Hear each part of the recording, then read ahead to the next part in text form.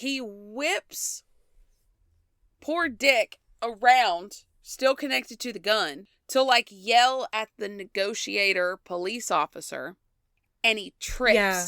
Ugh. I was wondering why he was on the ground like that. Thank God Dick had the wherewithal to like squat down instead of just falling, because the gun didn't go off. Everyone was shocked. Kiritsis was shocked. The gun didn't go off.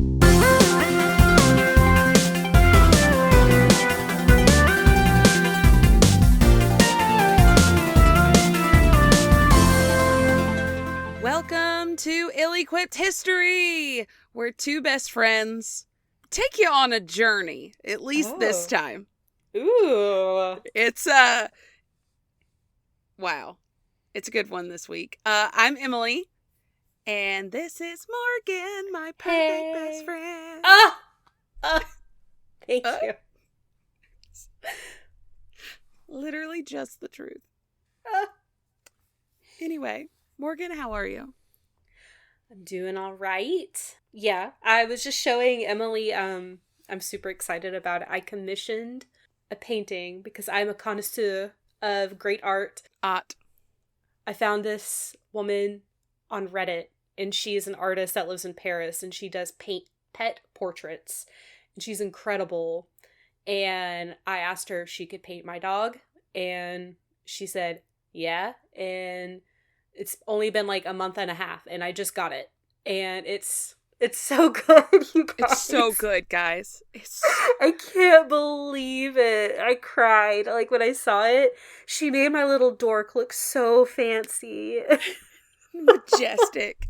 He's such a goober, and he looks like a king in this painting. He does. He looks like he needs a little crown. I know. Upon his head. I know. She did such a good job. Like, I can't believe it. It's like, I got it as a housewarming gift for us. Because I'm like, we have a house now. I'm going to buy some fancy art for us. But it was a surprise to Kyle. I told him I have a surprise coming, but he had no idea what it was. He had no idea. And so, like, he was opening the box that it was shipped in, and he was like, what is it? Is it like I can't remember. He was making some random ass guesses to what it was. And I was like, nope, you just gotta open it. And he was like, is it like a sweater? I was like, no. Is it like a pillow? I was like, no. And so he opened it, and he like stopped mid-sentence, and his face just softened as he saw it. He was like, oh, that's our boy. Oh, so sweet. I know. And so he just like oohed and awed over it. So There's literally nothing better than having a painted portrait of your dog on your wall. I still have one of River on the wall. Yeah. She's front and center. So it's the best. It's so good. And again, she made him look so good, and he is the goofiest dork in the world. Like, lately he's falling I literally downstairs. was thinking that if you put this painting in a frame and just slap it in like the Louvre, someone would probably be like oohing and awing over it in a museum. Like, it's that good. It's not so even good. If you take the fact that we just love Jack with all of our hearts out of it, it is just an amazing painting. Yes, the lighting, and like he's laying on like fabric, like a blanket, and like the shadows and the softness of the blanket, and he just, it's so good. I love it so much. It's kind of the best.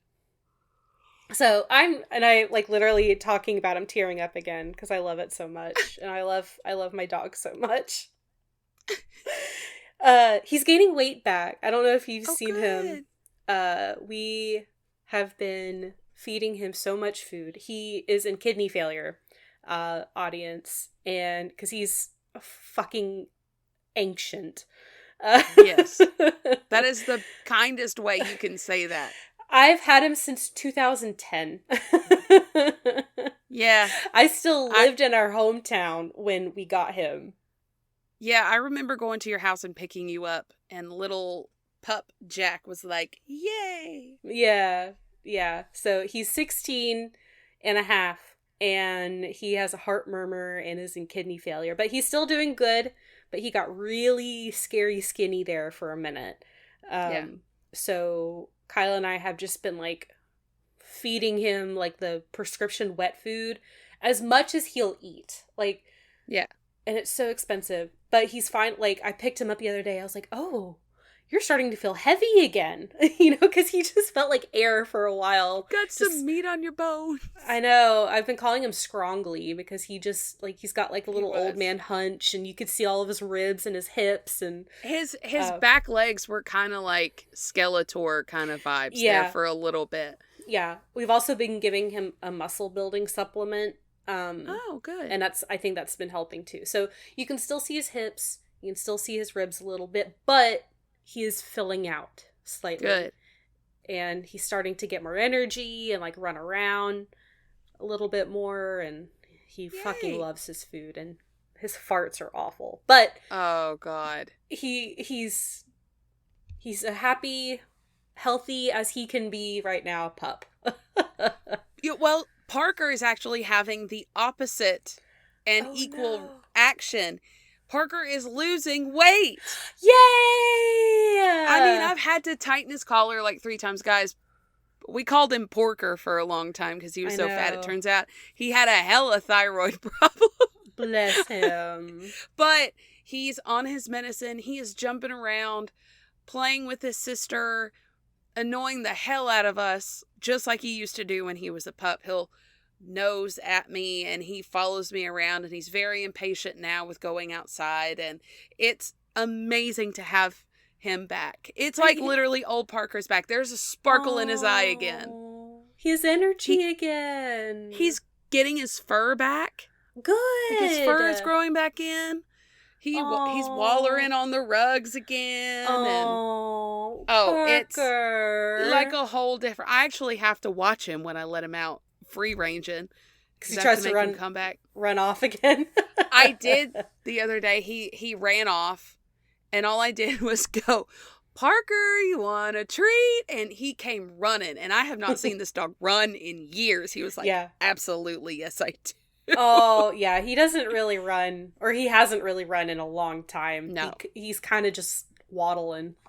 The funny part now is that he has to take this medicine in the morning and in the evening. Mm-hmm. So he all of a sudden, out of nowhere, gets a morning treat every day now, and he just thinks it's the best day of his life. Every time I open the fridge, because I normally like get ham or cheese or whatever's in the pantry or in the refrigerator, he's just like, it's my time. I get my morning ham. Like, does Marin get a morning treat too, or is she? Of course she does, because that's not fair. Right.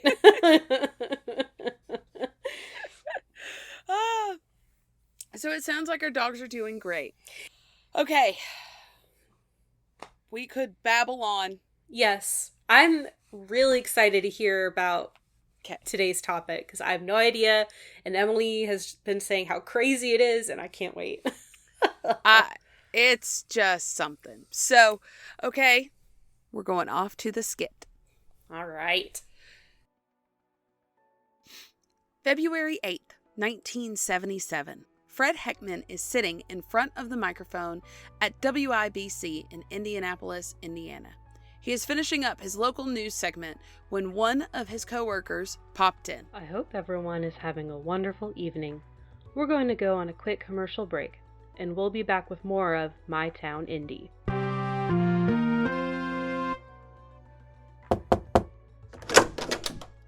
Hey, I've got a few minutes. What do you need? We have the police chief on the phone. He says he needs to talk to you. Now really isn't a good time. What does he need? You know that hostage situation from this morning? What about it? Well, they haven't resolved it yet. Is he giving an update that we can report on? Doesn't sound like it, but I'm not really sure. He just asked for you specifically. Okay. Take over here in case I don't get back in time. You got it. Hello? Heckman, I'll get right to the point. We have this situation I'm sure you're aware of. Yes, sir. Well, the assailant wants to speak with you. What? Why? Seems like you have a bit of a reputation for telling the truth. He wants to tell his story publicly. We're afraid he will shoot the guy if we don't comply. Well, what choice do I have? Let's get this set up.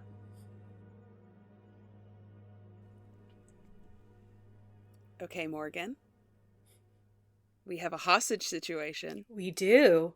We have the news. Uh-huh. And they come together really weird. Okay. Okay. But first, let's talk about what the hell is going on. I have no idea. So, some of you might know, and I got this inspiration for this episode from, honestly, I was doom scrolling. I'm going to be honest, I don't do that often. I wasn't feeling good. I was laying in bed, doom scrolling, and I came across this movie trailer that was based on a true story. And it piqued my interest. And it was about, I believe it's called American Hostage is the one that's coming out. There's a documentary about it, about the situation, but it's, this guy, and just an overview, takes another guy hostage for 3 days in Indianapolis. And it changes kind of how reporting is done. So, Whoa. Yeah. So let's talk about key characters in this story, and then we'll talk about what happens. So on August the 13th of 1932, Tony Kiritsis, it's a Greek name, Kiritsis, it throws me off every time, was born. He is the fourth of 5 children from a Greek immigrant family, parents George and Magdalena Kiritsis. And he grew up having kind of a hard life. They never really had a lot of money. His father was mean, physically and mentally. Oh. Now, Tony does say, and he said in multiple interviews, that he loved his father, but it was rough. Yeah. Growing up. He started pushing an ice cream cart. That's what the family did for a while.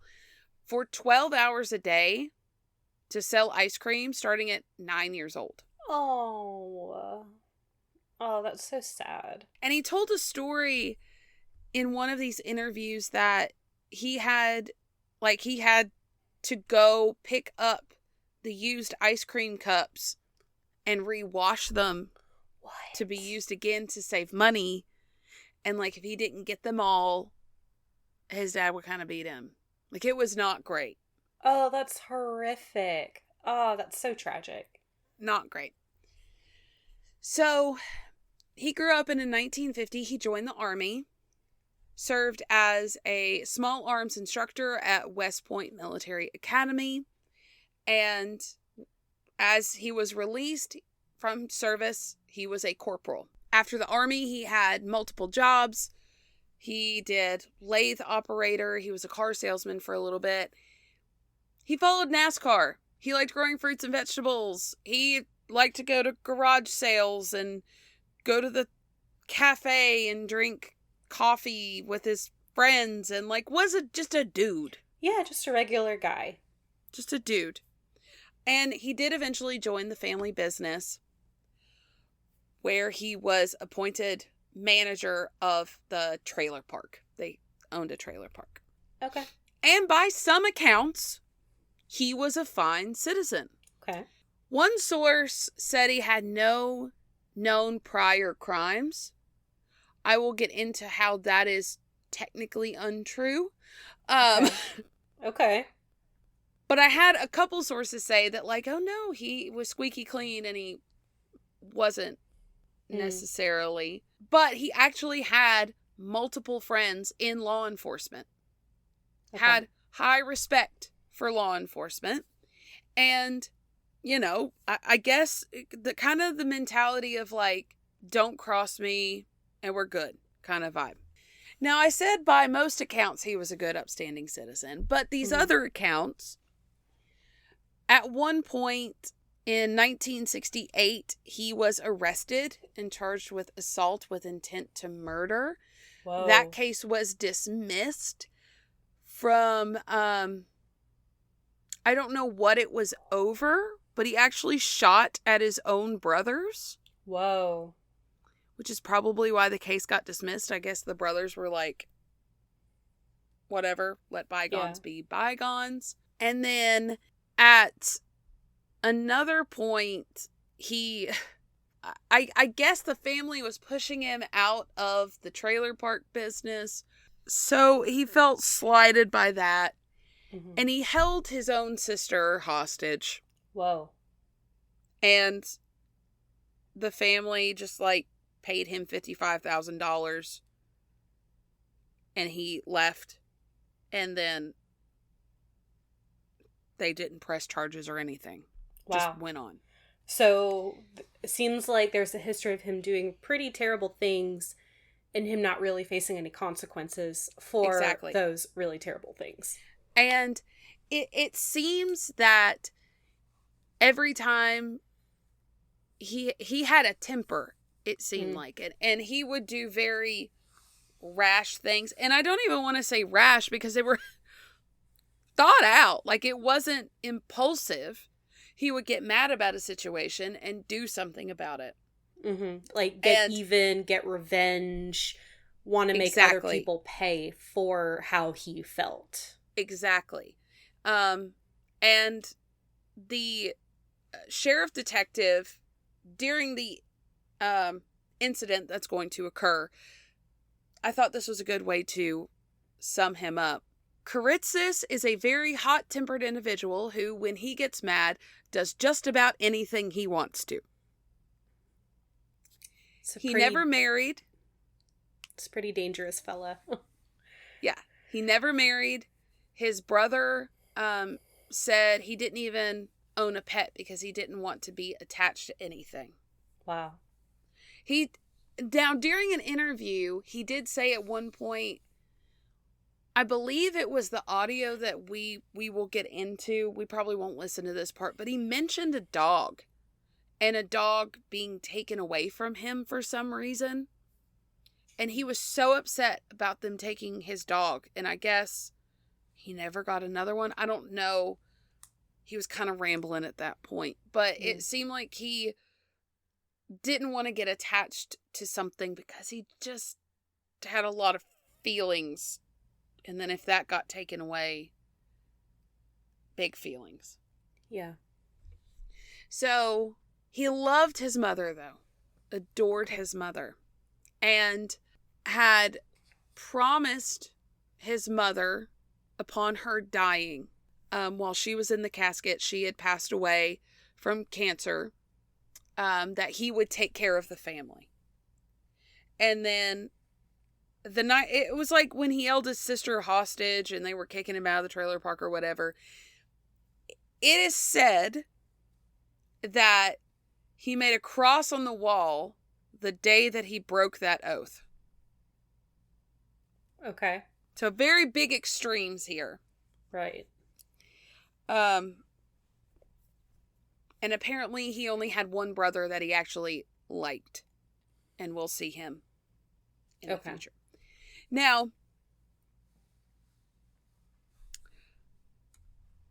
let's talk about Richard. He went by Dick, so we're going to call him Dick Hall. He was 42 at the time, and his father, M.L. Hall, and him were both mortgage brokers at Meridian Mortgage in Indianapolis. And M.L. was the president of Meridian Mortgage at the time. Okay. And in 1973, Kiritsis had taken out a $110,000 loan from Meridian Mortgage. Now, he used this money to buy 17 acres on the west side of the city, and he was hoping to turn that into a shopping center. Okay. At the time, his employment was shoddy. Yeah. And they decided to give him that loan anyway. Now, Dick recalls that, quote, "The truth of the matter is that my father took a liking to Tony, and that was the only reason that we had the only reason that he had the loan in the first place." Okay. Now, the project failed. He claimed that he had buyers meaning people who wanted to build on the location. And then he claimed that the mortgage company, the Halls, had persuaded those people to go build somewhere else. So he started blaming people not wanting to build on that property on the Halls. The Halls had actually given him extensions to pay his mortgage back multiple times, but they eventually had to quit doing that, and they were about to foreclose on this land. And on one occasion, the Halls actually had to physically remove him from the office. Whoa. Because he was so mad. So he was starting to get loose. Right. Dick said, quote, "We had obviously dealt with Kiritsis for 5 years previous to the hostage taking. And he'd been in the office many, many times. I guess he finally decided that was the action he was going to take." So, Tony's mad, and he's been mad for like 5 years, 4 years, however long it was. Mm-hmm. What's he gonna do? So, on the morning of February 8th of 1977, at 8 a.m., he walks into the Meridian Mortgage building. And he asks for counsel with M.L. Dick, so the father. Unfortunately, M.L. is on vacation. So he's like, fine, I guess I'll talk to Dick. So he goes into Dick's office, and he had one arm in a sling and a suit box in the other arm. I think the sling was holding something. Okay. Like hiding something. Yeah. He opened the box, and he had a sawed-off double-barrel shotgun. Jeez. In the suit box. He then attached a steel wire around Dick's neck that was then tied to the barrel of the gun and connected to the trigger. Whoa. So what he referred to as a dead man's wire, or a dead man's line. Yeah. Because of how tight the cable was, the barrel of the gun was pointed directly to the back of Dick's head. And then he had a ring that was also connected to a wire that if for any reason he were to drop the gun, the weight of the gun would pull the string and pull the trigger. Oh my God. So they're connected. Yeah. Ugh. This is... I have pictures. Ooh. In these pictures, they're outside. I will explain that in just a second.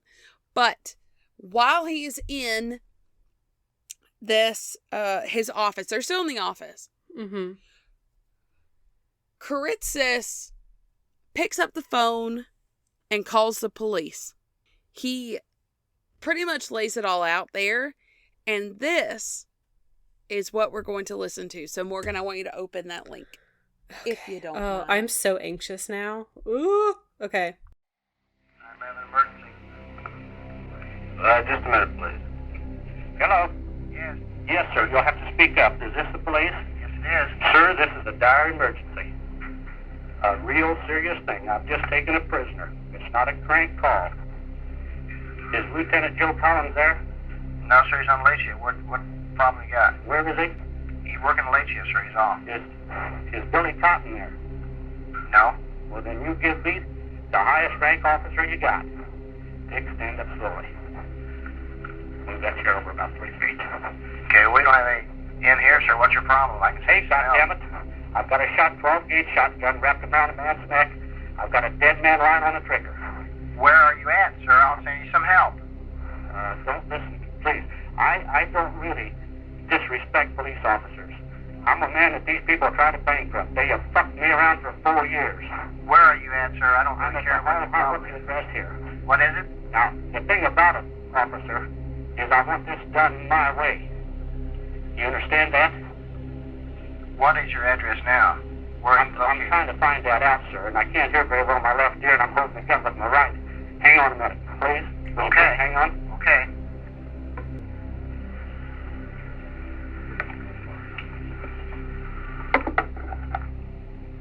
Gary, get on roll one with me. Officer? Yes, yes, go ahead. Yes, sir. Now, I'll tell you what I'd like for you to do. I'd like you to send at least 2 police officers. I'll tell you where we are in a minute as soon as I figure it out. Just hang on a minute. I'm a little upset. Okay, just take it easy. Set your fucking rifle. Now, this is a bad thing. What's your name? It's Officer Miller. Mr. Miller? Yes. Yes, sir. I'm not a bad fellow myself. Well, I know you are. I just want to find out where you are so we can help you. I'm a mean motherfucker, and I'm mad. Now, I want you to send 2 police officers to this address, and I'll tell you what you can tell them. I've got a 12-gauge sawed-off automatic shotgun. I've got a dead man lying on the trigger. There's 3 shells in the fucking gun. There's 1 in the chamber, and a man with a gun on his neck, wrapped around with a cable, is holding the fucking safety in his hand. And if anybody yanks on me, yanks that gun, makes a false fucking move, we'll die right here. Now, I know they gotta, they'll do anything to save this man's life. See, because everybody thinks they won't think that I'm a big man, mean, deranged motherfucker. Well, I ain't. I'm mad these motherfuckers try to take everything I've got. Okay, I believe you. Where are you at now? They've done every yellow fucking thing that there is, and I'm going to tell you something. I have no intention of killing this guy till I have to. But if you doubt that, I'll kill him. That is Yeah. stomach churning. Yes. So there's a few other ones that I want you, little bits that I want you to hear, none that long, Okay. but that was the first about 3 minutes. You can already hear, like, he's saying that he's, like, I've never heard so much cussing in my life. And in 1977, that was blowing people's minds. That was a lot. He's so calm, and yet somehow You can... not. He starts off calm. You can hear him getting more agitated when he's not getting what he wants. Exactly. That's scary. And the officer, you can tell the officers is just agreeing with him. Like, no, I don't think you're crazy. I don't think you're, whatever. So skip on over to right at 4 minutes. Where are you at so we can help Yes, you? sir. These cocksuckers just bought a Trojan horse. I flat put it over them. They fucked me around for 4 years. A deliberate setup. Millions of fucking dollars involved, and they know it. Okay. If I could prove in court, if the fucking case wouldn't be wild, I wouldn't have to have done this. Okay, well, if you want Joe to come out there, we don't know where you're at. I want somebody up there in 10 minutes. Don't turn on no red lights, no signs. I want him to clear the front office. We're on the 4th floor in Dick Hall's office. Dick Hall's holding the safety of this fucking shotgun in his hand. I've got my finger on the trigger. I've got a cable tied to my fingers. I've got a dead man lying on my neck. Okay, you said Dick Hall's office? Dick Hall. He's one of the big shots here. Where's it at? I don't know who he is. Hey, baby. I thought of that. Mr. Miller? Yes. Let's just keep this line open. If you send a couple of guys, I don't give a fuck whether I'm or not. I didn't come here to kill a policeman. Okay, how do I know where you're at? I can't send I'm trying anybody. to tell you, the 4th floor, what's the address? 4th floor, what address? 129 East Market. One- On the 4th floor in Dick Hall's office. 129 East Market. East Market. Let me tell you something, sir. You tell those guys to play it too, because this is the real fucking McCoy. Oh, I believe you. Ooh, the real fucking McCoy. Oh. Yeah. I do also think it's funny that he keeps calling everyone baby because it was the 70s. But, like, that gave me... I want you to know this is the real fucking McCoy. When he said baby, that gave me the ick so violently. Yeah. He says it about a million more God. times. This is...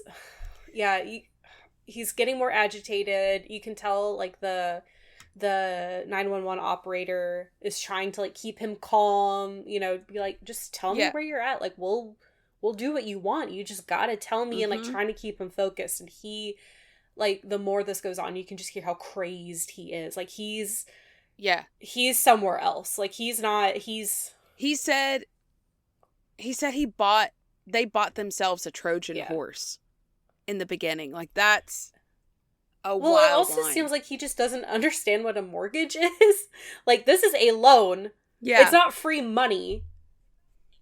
No. And they're gonna want it back. No. Right. It's like they've given you, like, they're not sabotaging you. You had a business idea. It didn't work. But they still need their money back. You know? Like, and he's just not, like, operating on this plane. No.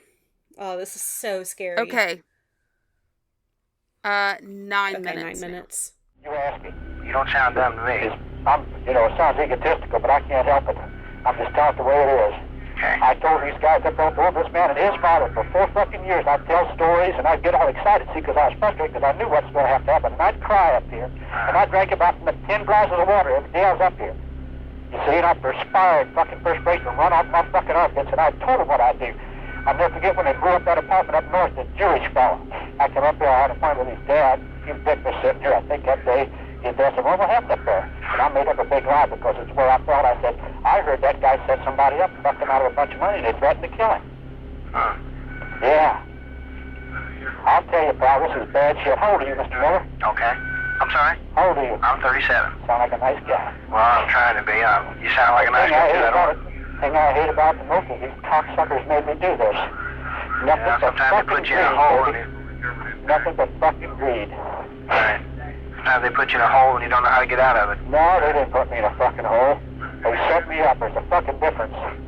Man climbs down a fucking hole himself, but anybody can be lied to. When I was selling cars, I didn't lie to anybody. We had cocksuckers before the fucking interest law came in that lied about payments. Told the guys fucking payments would be $66, payments would be $98. And I used to scold them for it. Go to the company and raise hell and tell them to straighten it out. These cocksuckers done the same thing, except there's millions of dollars involved.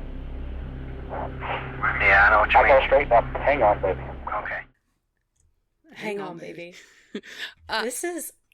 I don't know what the hell he's talking about at this point. I had to listen to it a few times, but from the thing he said about the Jewish guy getting blown up or whatever, from what I can tell, he had like used that as like a threat because he went down there the day that happened, and they were like, I wonder what happened up there, and they were like, oh, I heard that Jewish guy screwed somebody over, so that guy came after him or whatever, and it was almost like the Halls were supposed to get the hint. Like Tony was saying, or whatever, because y'all are screwing me over, I'll come after you because I'm lying about the story about this guy, right? And then going on about how he wasn't put in a hole, like he's putting all the blame on literally anyone but himself. And even the officer is like, sounds like they kind of screwed you over, like trying to validate him to calm him down, and it's just it's not working at all. No. Just a few more. Go to like 1424. Say you had the shotgun on his neck? Hey, let me tell you something, baby. I didn't come up here to get fucked around. Now, if you guys think you're going to get me out of here, if you got the SWAT team across the street, I'll open the fucking brakes. Because if they blow my fucking brains out, this fucking shotgun goes off because I got a dead-down line on the trigger. It's got 3 contact points. Now, listen, let me tell you something. I didn't come up here to start a fight with the fucking police department, but I'll tell you one fucking thing. I didn't plan this thing to look like a fucking idiot. I was a fucking demolition expert in the fucking Army. I trained cadets at West Point, and I was a fucking booby trap expert. Now, if you think you can get this son of a bitch off of him without me getting what I want, you guys try it. Although that's not why I came here, David. I told you. That's why I told you to call Joe Collins and Joe Cotton. Listen to me. You talk to those guys. If you think I'm a fucking bluffer, you better find out. This is what I want to find out, Tony. I want to see what these other officers you don't have to go no further. You talk to the man. You talk to me. I'm telling you, baby. I'm not a hard-ass guy. I've never given anybody a shit in my life. Okay. But you got to remember, see, I'm thinking about these other officers. I just want to find out what they got to contend with. I wouldn't shoot an officer. I don't have to shoot him. I don't want to kill an officer. There ain't no way. I've got a pistol in my belt. They're not going to touch it. They ain't going to touch this fucking gun because I can't get to it. If they move for that fucking gun, I'm going to tell you, this man dies. Then they kill me. Okay, if they kill me first, then he dies. As simple as that. Now, hang on a minute. Okay. Dick, do you doubt that? Yeah. Do you see this dead man? Turn around here. You see that dead ring on my finger? You see that? You see that? You see there's no safety in that gun? You got it in your hand? You got that safety in your hand? You see this dead man right around my neck inside my hand? If they put my hair around that, if they...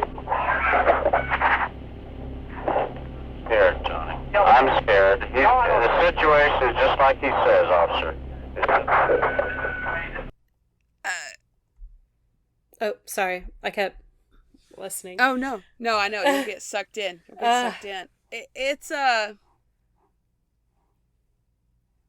I've got like one more section after that, but it's like the poor officer is trying to just get a hold of this situation, and he is rambling and rambling and rambling. Yeah. And you can tell he's just getting even more and more agitated. Like he thinks the officer doesn't believe him for some reason. Yeah. And going on about how like he wouldn't shoot a cop. Like, and if they just want to open the drapes, you know, he'll let him do it, and Dick will die no matter what happens. Yeah. So, yeah, he's rambling. Like, he's not making a lot of sense. He's just pissed off. Yeah.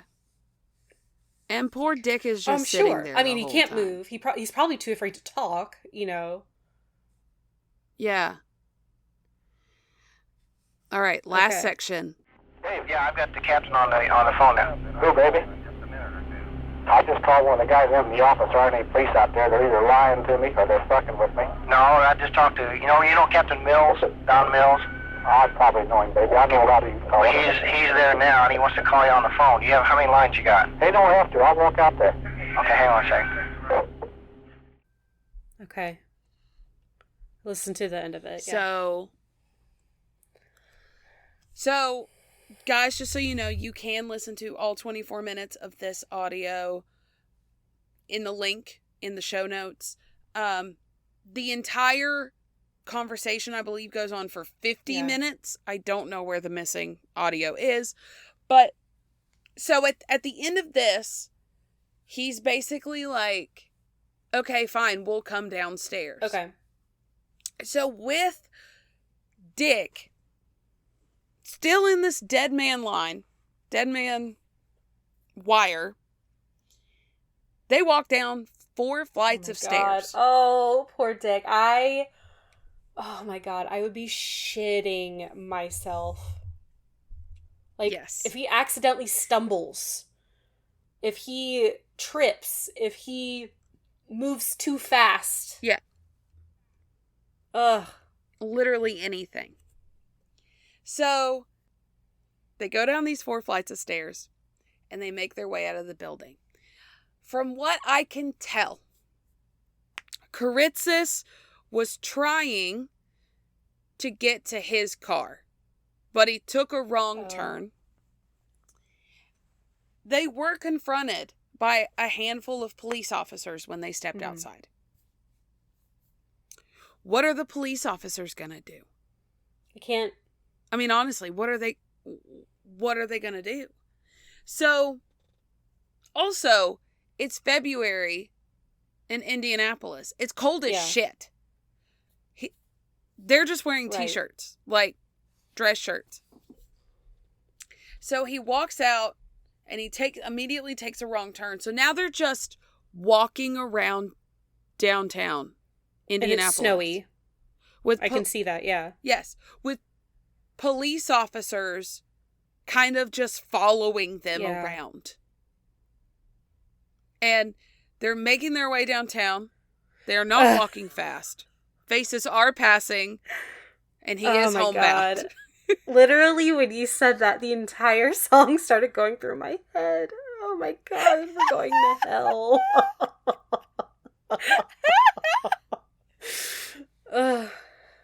In my defense, the source literally typed out while making their way downtown, and I started singing it while I was like researching, and I'm like, I have to incorporate this somehow.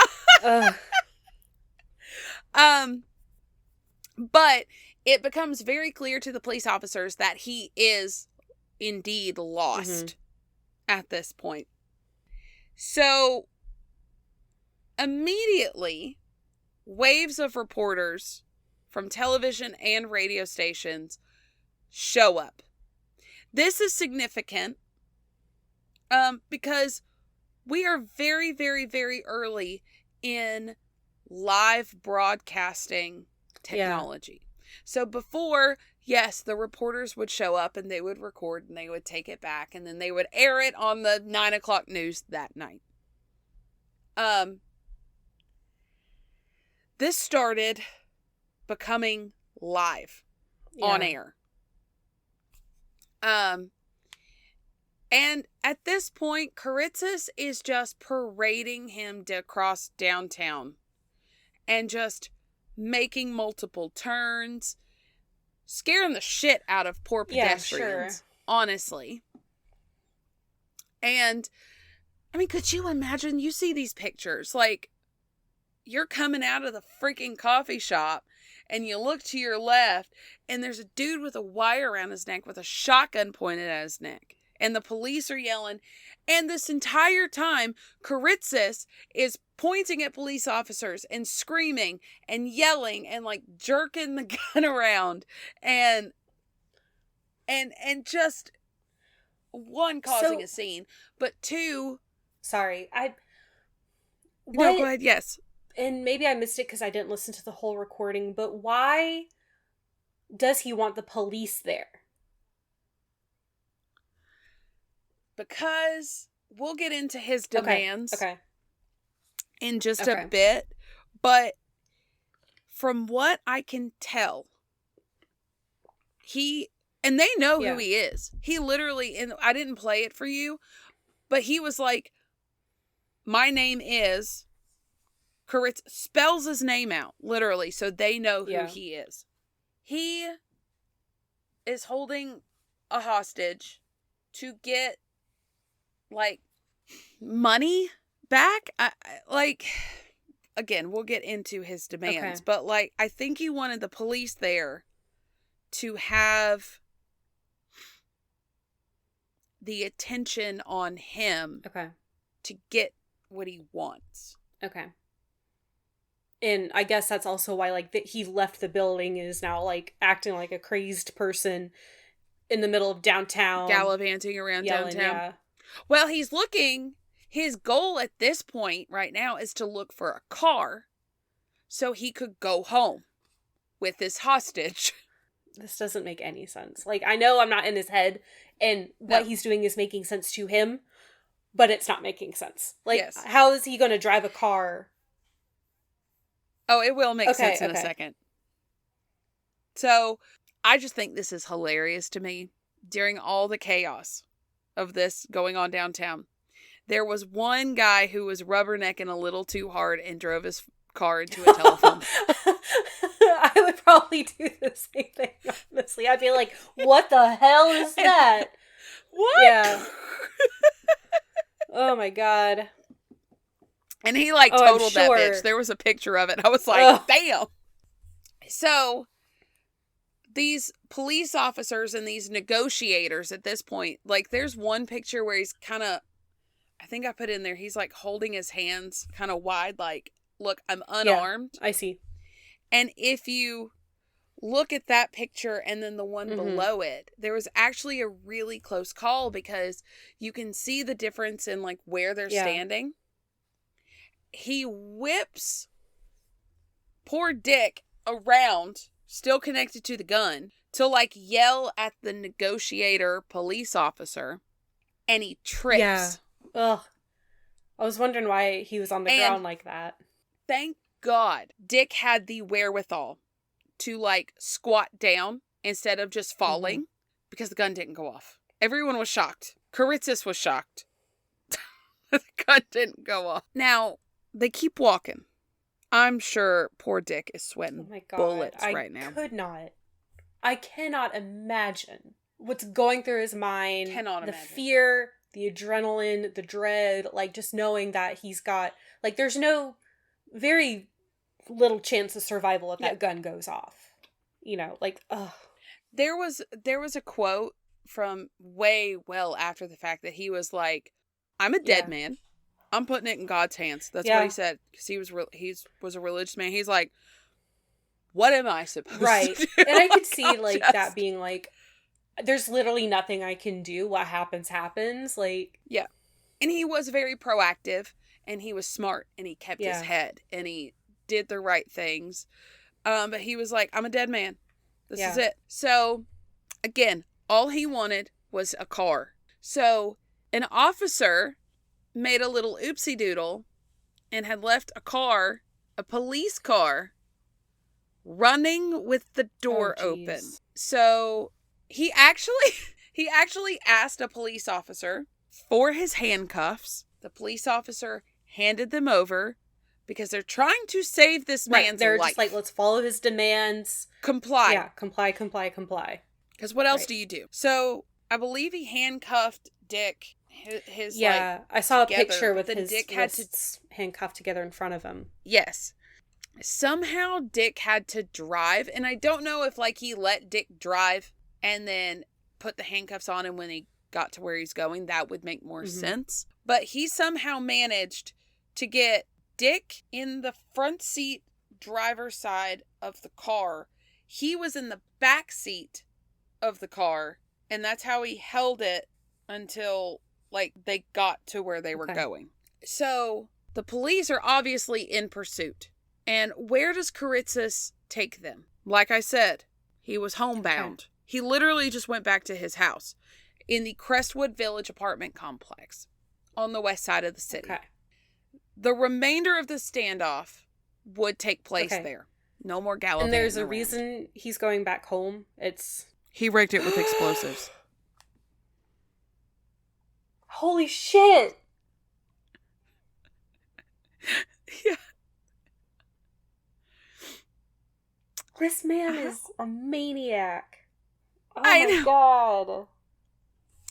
So, they literally just had to stand by and watch as they got out of the car, went to the 4th floor of this building. Oh my god. And the 4th floor of the office building and now the 4th floor of the apartment. Oh no. Yeah. I believe it was the 4th floor. If I'm wrong on that, don't come at me. This story blew my mind. But it was up there. I do know that. It was at least 3rd or 4th floor. Obviously, the reporters are flooding in again. They got into the apartment complex, and the media is reporting on this live now, ruining their scheduled things. Because you can do that now. It's the story of the year, I'm sure. Oh, yes. So, they're trying to negotiate with him. And from what I can tell, I don't know if I don't think they were, like, microphoning it. You know how it's portrayed in movies? They'd just call him up. Or he would call them down there, and they would talk on the phone, and there were negotiations. So were the police officers in like the lobby of the apartment, and he was like in his residence, or? From what I can tell, they were still outside at this point. Now they were, I think when they first got there, they did not understand the severity of the situation because they did not know that everything was like rigged. But remember how he said in that thing that he was like a booby trap for the army person in the army? I really wanted y'all to hear that part because that makes The Wire scarier because it's like, oh, this man knows what he's doing. But so he had somehow, I don't understand exactly how this works, but he has somehow rigged up candles under cans of gasoline that were tied up in like a line. And the snipers were afraid that if they shot out the window, that it would trigger the candle to like somehow catch the gasoline on fire. Okay. I don't know how logistically that works because I don't know how to make booby traps. Yeah, I'm looking at the image you have here of his apartment and how everything's rigged up, and I can't make sense of it. Yeah. It looks very complicated. Very. Again, he was a professional at it. So he'd booby trapped the entire apartment. So I'm assuming from their talks that he told the police, like, hey, this whole thing is rigged up. You try to come in here and get me, the whole thing's blowing. So they obviously evacuate the apartment building. These poor people have to stay in a hotel for the night. Fine. Yeah. They're safe. So, and he actually, I couldn't find audio that I was able to access, but in the documentary that I watched about this, you heard him like on the phone being like, get the people out of this apartment building. Because if you guys mess up and it blows up, like that's on y'all. Like, get them out. Get them out now. He's so wishy-washy. He's holding a shotgun to a man's head. And he's like, I don't want to kill anyone. Brother, what? Again, what? He's like in his own plane.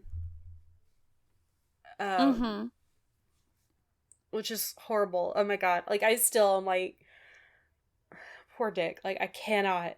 Like, I know, like, he's kind of like, he's like, all right, like, whatever happens, happens. But I can't imagine. I can't. So, like I said, he had police officer friends. Also, Dick had 4 children and a wife. So can you imagine? I can't. And also, in that original call that I didn't mention, Tony was like, I'm worried for Dick. I'm worried for his family, for his kids. I want them to be okay. I don't want them to be traumatized. So do what I say and they won't be traumatized. And I was like, you're the traumatizer. You are the trauma. Like, it would have been a normal day at work if you hadn't come in. And it's so manipulative, you know? Like, it's, again, like, he's not responsible for anything that happens to him. It's everyone else's responsibility. Yeah. Ugh. Oh, yeah. He didn't do anything wrong. They made him and that's do what this. he said in the call. He said, they made me do this. Like, they made him rig his apartment with bombs and then go and jury rig this guy to a dead man's line on a gun. Like, it just, there's no accountability. He has no responsibility for his own actions. And honestly, very few things tick me off as much as someone who is obviously in the wrong and still does not take any accountability for their actions. Like, nothing peeves me off more. Yeah. I instantly get pissed off. Yeah. Sorry, you've lost all respect from me. Nope. Done. We're done. Listen, my first thing that I think of when something bad goes wrong is, how did I do this? Like, it's my fault, obviously. Right. Or it's the same, like it's not, this isn't the same situation, but the people say, I'm sorry that you feel that way. Like, that's not an apology. That it's not taking accountability. It's like, oh, you shouldn't feel your emotions about my behavior, so that's your problem. Yeah. I'm sorry. You're a bitch. So... Anyway. I'm so stressed out. Just to, like, give you a little more insight about his mental state at the moment, it was said that his police officer friends and other people he knew would go up to the door and, like, try to talk to him through the door. They said he would go from yelling to crying to cutting up with them to being fine to being angry.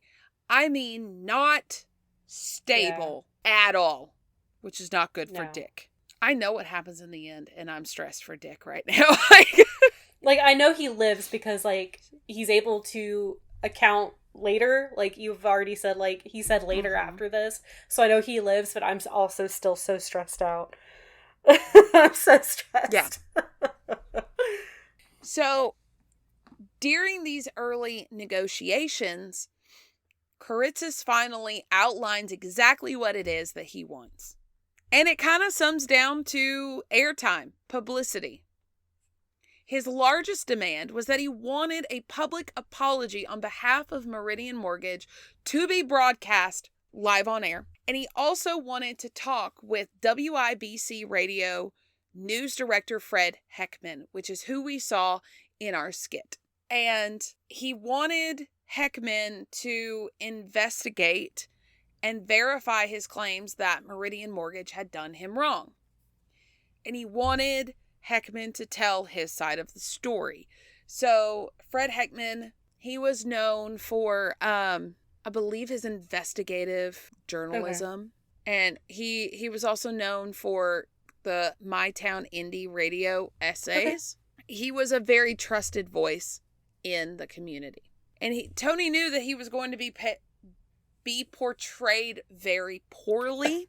Yeah. So he wanted his voice to be on air to, like, I don't know, I guess get the public more on his side. Because he thinks he's in the right. So in his head, he's like, if they just knew my story, then they would be able to sympathize with me and understand where I'm coming from. Exactly. And reporters had never been faced with this problem before because live technology had not existed before this. And he kind of pushed in a whole new like moral question for journalists. Like, do we give the media time? Because a lot of journalists were like, you should give in to the demands of the broadcast because this message could save Dick's life. But then on the other hand, that it could come at the price of giving a madman access to control the airwave message. Yeah. It's a catch-22. Like, there's no way to really win here because either you risk a man dying or you validate someone who could, I don't know, he could get what he wants or could inspire other people to do something similar to get what they want. Yes, exactly. So, where are we at right now? Dick is in the apartment with Tony. Everything's rigged up. This is day 1 of the hostage situation. I don't like the way you say day 1. He's... Oh, no! He's demanding his voice to be played on the radio to get his story out. And this has been going on all day. Yeah. So the day is ending. And people are just waiting around outside this apartment complex to figure out what the hell is going on. And y'all are going to have to tune in next time to hear the rest of the story. God. Oh, no. Oh, no. We've already gone on so long. We have to split this up, guys, or we're going to be here forever. And I've been told that y'all don't like 3-hour episodes, so here we are. Little chunks. Little chunks. Morgan, where's your head at right now? My flabbers are gasted. Like, 100%. I am so stressed out. I am angry. I am shocked. I am frustrated. I am, like, so empathetic to Dick right now. And, like, I'm looking at the pictures that you that you have, and he just looks so exhausted. And oh my God. And I just, everything you said, I'm feeling right now. Like, I understand. And I wish that they lived in a time where, one, like, Tony actually faced consequences. Like, he's never faced real consequences, it sounds like, before, or has been rewarded, you know, from when he held his sister hostage. He was given money for it. So he knows that he can get what he wants through a hostage situation. Right. And didn't experience jail time for that or the attempted murder. And I wonder where he would have been if, like, mental health resources were readily available, and someone had tried to give him help, and, you know, who could this man have been if he wasn't so horrifically abused as a child, you know? Like, that, this is just, It, and I'm not claiming to be a doctor. I'm not trying to diagnose anyone, you know, from a podcast. He just seems bipolar. And I mean that no disrespect. Like, he needed some form of help with, because it would swing his so major fast. mood swings, it's very erratic, and I don't know what, like, if he had any mental, like, health, diagnosable mental health disorders. He definitely needed help with anger management, and it's probably, I'm getting into my psych brain here, it's probably trauma-based. Yes. Because he learned, you know, his body was probably in a state of fight or flight for most of his life. So now all he knows is, like, his automatic response is fight, is what it sounds like. Yeah. That's his, like, state of being all the time. Right. And, you know, he was a traumatized kid. He was abused. That is horrific. And he's a dickbag who threatened the life of a man for attention. Yeah. And just because, threatened the life of a man because he couldn't pay his bills. And couldn't take accountability that his life things weren't turning out the way he wanted. Exactly.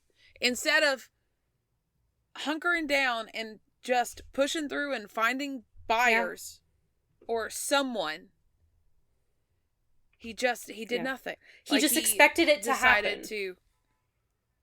Yeah. And I don't know, he might have been looking the whole time, but someone deciding to put their business somewhere else is not the mortgage company's fault. Why would they want... Why? Yeah. And then, why are you saying they lied to you and tricked you when you took out a mortgage? Like, and honestly, you said it was 77 acres? 17. Okay. Well, I mean, $110,000 for 17 acres still sounds like a pretty fair deal. Yeah. You know? Yeah. Like, I have not even half an acre, and my mortgage is $356,000.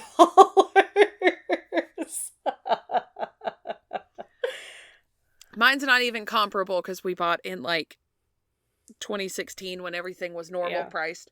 So, but still, like, this is crazy. But alas, y'all have to wait. Nana nana boo boo. And don't be Googling between now and next Thursday. You gotta wait. We'll know. You gotta figure out what happens in part 2. You have to wait. Do it. Okay, let's do socials. You can find us on Facebook, Ill-Equipped History Podcast Group and page. Instagram, at Ill-Equipped History. Gmail, illequippedhistory@gmail.com. TikTok, at Ill-Equipped History. And Patreon. Patreon.com/Ill-Equippedhistory. So if you're gonna not pay your bills, don't hold someone at gunpoint? Yeah. I mean, if you're gonna take out a mortgage, if you're gonna take out a loan, you need to pay it back. Like, that's part of the deal you made. You know, you agreed to enter this. You need to pay it back. Please budget your finances in a way that you know that you can pay it back. Right.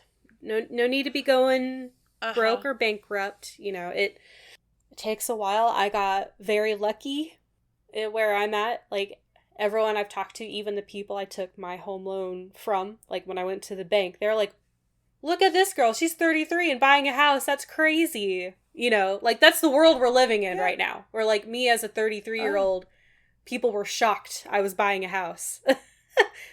In the area I live in. Yes. Yes. It was an amazing sight to see, apparently, because that's just the world we live in right now. Right. So, and it took a lot of discussion and budgeting and, planning and. Yes. So, yeah, It does that. Please do not take your mortgage lender hostage at gunpoint. Also, I would like to throw in there just a slight devil's advocate, and I'm not victim blaming at all. If you know that bro can't afford it, don't give him the loan for sure. Yeah. For sure. That's true. Yeah. They're like, if they can't afford it, they can't afford it no matter how nice of a guy they are, Exactly. And that might be some 1977 math going on there. Yeah. But, like, I'm sure some lessons were learned. I'm sure. Sure. Anyway. Okay, bye. Okay, bye.